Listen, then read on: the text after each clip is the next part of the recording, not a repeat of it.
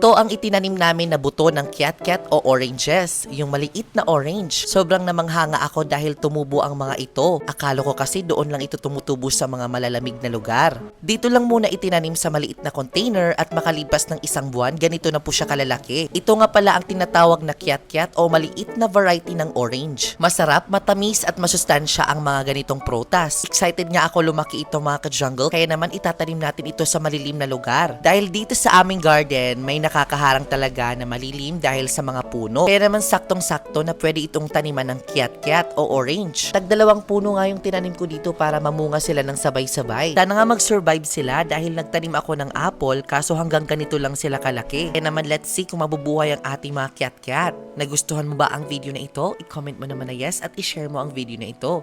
Ayan!